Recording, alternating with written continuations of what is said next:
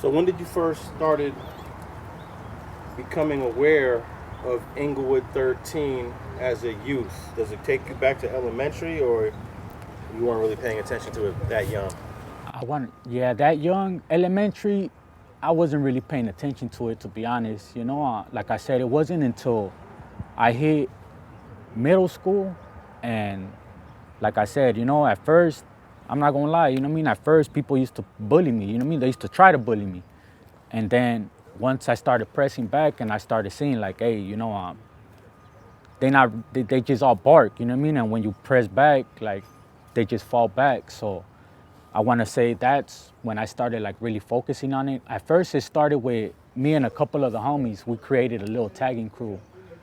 It's not even like big or nothing like that, but it was just us. We created MIC, Mexicans in Control, and we started. I want to say that only lasted like a couple of weeks, and then it was me and two of the homies that had older brothers already from the hood. They were like, hey, you know, let's bring Hyde Park back.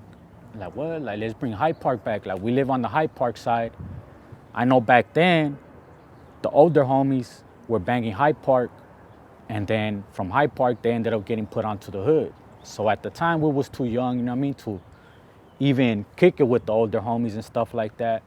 So for, I want to say, like a year or two, we was just banging Hyde Park Locos, and it ain't no gang or anything like that, It's just like a little crew, which is pretty much future Inglewood 13, you know what I mean? So I want to say middle school, for those 2 years, we was just banging Hyde Park, Chilling right here, writing on the walls, HXP, And so back then, if you ever seen HXP on the walls and stuff like that on this side, more than likely it was me and a couple of the homies, you know what I mean? Now, when you said bring back Hyde Park, what do you mean by that? Did it exist at some point and died out, or explain that? Yeah. Well, this is all at the time, like I said, it was me and two homies, you know what I mean? They were talking about how some of my older homies that grew up on the Hyde Park side, because Inglewood is broken down to two sides. Back then, it was the Hyde Park side and the Cedar side. Shout out all the homies from Hyde Park, all the homies from Cedar. But back then, it was the Hyde Park side and the Cedar side. Hyde Park was like a little crew, and Cedar Street was like a little crew. And pretty much, you would bang that. Once we got deep enough and stuff like that, we would have a meeting with the homies, and homies will get put on the hood, pretty much graduate into the hood, and some will be like, hey, you know what? It's not for me, and they'll step back.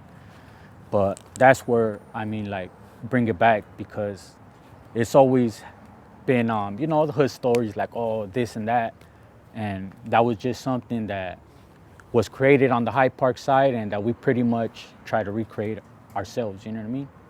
Now, during them years, who did Inglewood 13 have beef with when you first got on?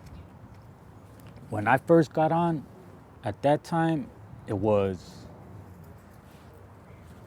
um, during my time, it was Lennox. It was the hood with Lennox, and then it was the hood with NHP, Queen Street, Culver City, but Culver City not as much. Culver City, that word was honestly the generation before me. My generation, I could say, was Lennox, NHP, Queen Street, and then once I ended up getting busted, a couple of other different hoods, you know what I mean? But as far as like me being out here, like getting chased, getting hemmed up, is Lennox, NHP, and Queen Street. What's up with another neighborhood called Tepa? Were you guys cool with them? Tepa, to be honest, at that time, I don't know if it was just like up in the air pretty much. I can't say that I ever ran into any of them and that we ever had friction, but who's to say, you know what I mean, at that point in time, if we was to see each other, what would happen, you know what I mean? I can't say that it would be peaceful or that it wouldn't, you know what I mean? No, it was up in the air, you know what I mean? Yeah, I don't think there's ever been no bloodshed. Okay, so in middle school, you become full fledged Inglewood 13. No, I didn't become full-fledged till high school. Okay. High school, yeah. So let's go into that. Your middle school goes to 8th grade. Yeah, till 8th grade. Okay, so you Yep. graduate from there, or I don't know if you graduated or not. Did you graduate? Yeah, I graduated from there. Okay, before we talk about high school, what was your family life like? Break down your family situation at that time during the 8th grade. My family situation is me. I got an older brother that's 5 years older than me. I got an older sister that's 2 years older than me. And then I got a younger sister that's, I want to say 8 years younger than me. No, 7. She's 7 years younger than me. She was born 98, I was born 91. And of course, a mom? My mom, and at that time, I did have a stepdad growing up, but like around that time, around middle school and stuff, like there was little, you know what I mean?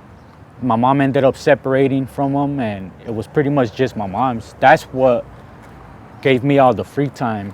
Mom's working 2 jobs, you know what I mean, to try to maintain, and no one at home, you know what I'm saying? So pretty much just us.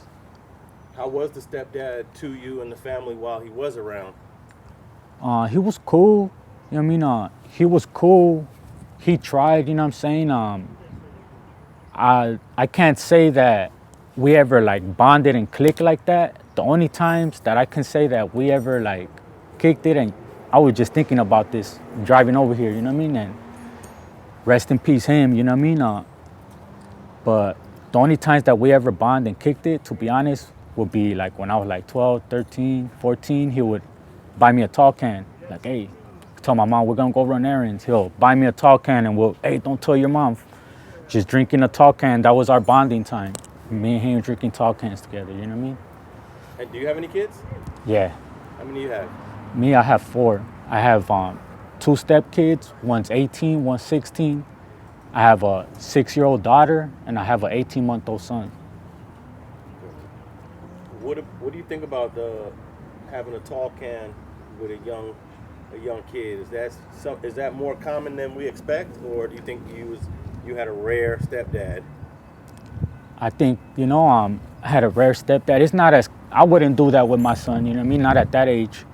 But my family, like my brothers and sisters, we're first generation, like born here, you know what I'm saying? My mom's came from Mexico. My stepdad here came from Salvador, you know what I mean? And he was in the guerrilla over there and all that. So like their upbringing is different, you know what I mean? Now looking at it back, nah, I wouldn't do that, you know? But at the time it was normal, you know? Would you consider your stepdad paisa?